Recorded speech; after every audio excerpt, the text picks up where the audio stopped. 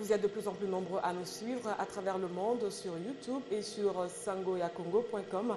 En tout cas, ce n'est pas moi qui le dis, vous l'exprimez à travers vos sondages.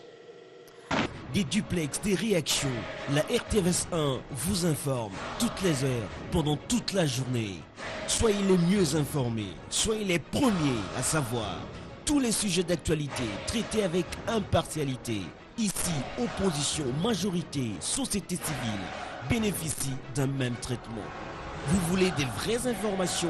Alors, ne ratez plus nos éditions d'info.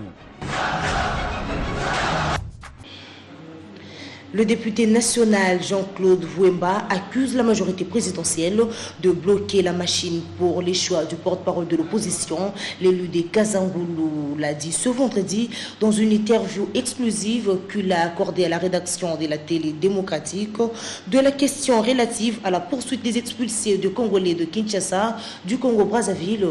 Jean-Claude Vouemba en appelle à l'intervention de la communauté internationale car selon lui, Brazzaville ne respectait pas les résolutions de la commission mixte entre les deux pays, Adoré-Oléla et Adema-Polo. L'Assemblée nationale, les sessions se succèdent sans que l'opposition ne se soit dotée d'un porte-parole.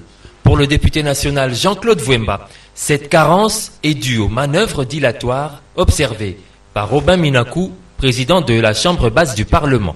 Le président de l'Assemblée nationale, M. Robin Minakou, que j'ai beaucoup de respect pour lui en tant que président de l'Assemblée nationale, peut-il dire combien de fois les groupes parlementaires, UDPS et alliés, le plus grand groupe de l'Assemblée nationale, le MLC et alliés, l'UNC et alliés, l'ont demandé dans des conférences de présidents pour que lui et le président Kengouadon du Sénat puissent faire venir la plénière de l'opposition pour que nous adoptons et votons le règlement d'ordre intérieur. Nous nous sommes mis d'accord sur tout. Mais il y a l'honorable président de l'Assemblée nationale, Robin Minakou, qui bloque. Et en dépit de la signature d'un protocole d'accord entre les deux pays, Brazzaville continue d'expulser les Congolais de Kinshasa. Pour le député Jean-Claude Vouemba, le Congo voisin réagit comme si de rien n'était, d'où son indignation face à la faiblesse du gouvernement Matata. Brazzaville a exigé maintenant les visas et le passeport.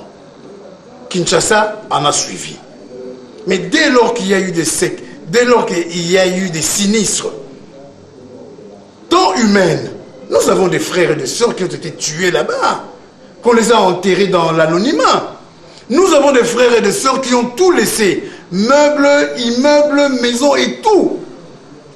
Quel va être maintenant? Qui va rembourser bien cela?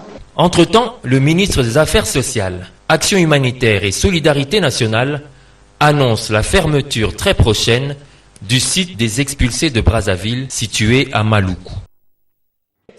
Vous êtes de plus en plus nombreux à nous suivre à travers le monde sur YouTube et sur sangoyakongo.com.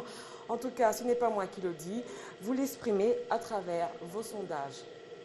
Merci de nous suivre partout dans le monde à travers surtout le site internet sangoyakongo.com.